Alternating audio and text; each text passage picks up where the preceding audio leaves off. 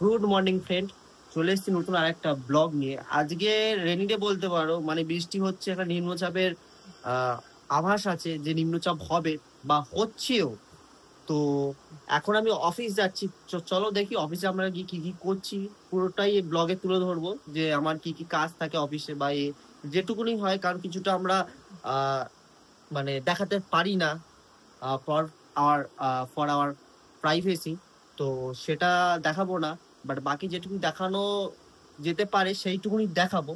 তো চলো তোমাদের সাথে শেয়ার করবো আজকে সারাদিন অফিসে কি করছি কি না করছি সবটাই।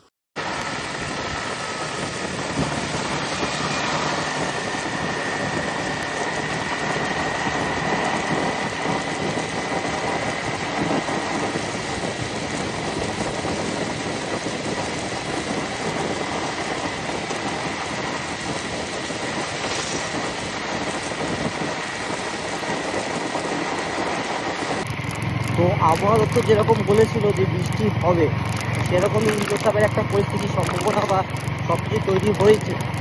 তো জানি না কতটা কি হবে, ঝড় বৃষ্টি হওয়ার তো কথা খুবই আছে।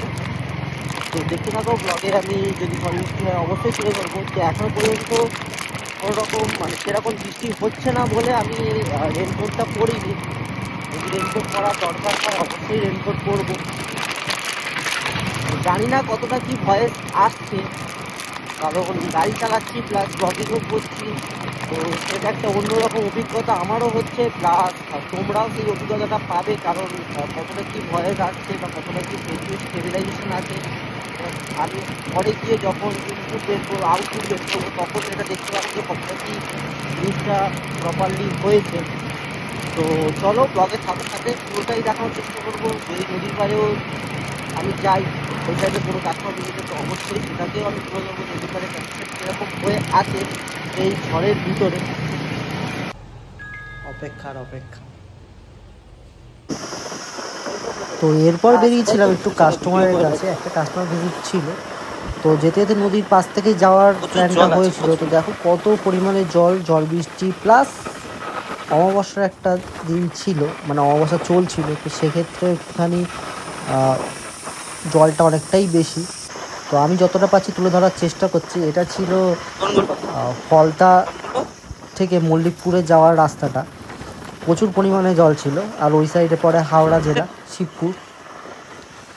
তো দেখো আকাশ সেরকম একটা মেঘলা ছিল না, মোটামুটি ক্লাউড ছিল, বাট পরিষ্কার আকাশ মোটামুটি বলা যেতেই পারে।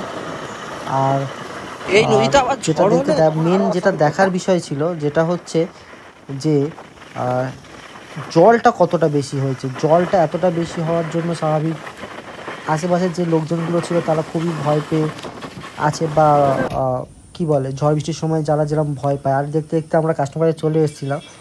তো বৃষ্টি পড়ার জন্য কাস্টমারের রুমেই বসছিলাম, কাস্টমার বাইরে ছিলেন উনি, আমরা ওনার রুমেই অপেক্ষা করছিলাম বৃষ্টি কখন শেষ হয়। তো আমরা ভিজিট হয়ে গেছিলো, তো এবার বেরোবো।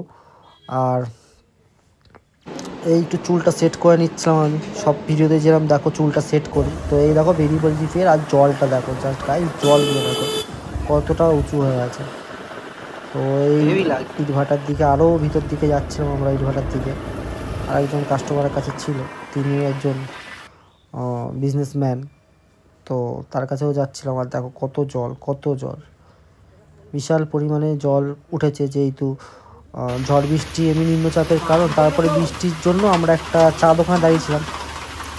তো এই দেখো এই আমাদের গাড়ি দাঁড় করানো ছিল, আর বৃষ্টি হচ্ছিল বলে আমরা যাইনি। আর এই ইটভাটার চিমনি, তো যেতে পারিনি, খুবই বৃষ্টিতে ভিজেও গেছিলাম হালকা। আর নদীর পাশে একটা দোকানে দাঁড়িয়েছিলাম। আর এই দেখো প্রচুর জল, তারপরে এই দেখো কতটা পর্যন্ত জল চলে এসছে। আর এই একটা সেন্টার ফেস চেবাতে চেবাতে চলে যাচ্ছিলাম। আর এই পৌঁছে গেছি কাস্টমারের কাছে।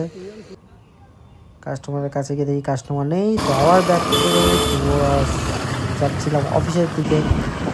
যেহেতু কিছু ভিডিও শট নিচ্ছিলাম, জানি না কী করবো ভিডিও শটগুলো বা কী বলবো, শুধু শুধু ভিডিও শটগুলো বেকার নিয়ে রেখেছি।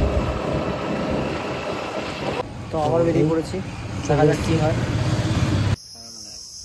মানুষের কাছে বা অফিসের কাছে বলতে পারো, বা এই 4জন কাস্টমারের কাছে। আর দেখতে তো সন্ধেও হয়ে গেছে। তো এই দেখো আকাশটা কি দারুণ লাগছিল। আর চলে গেছিলাম, বেসিক্যালি আমি একটুখানি গ্রামের দিকে এলাকায় কাজ করি, অফিসটা আমার গ্রামের দিকের এলাকার দিকে, ভিতরে অনেকটা ভিতরে। তো এই একটা সুন্দর মন্দির ছিল, শ্মশানকালীর মন্দির।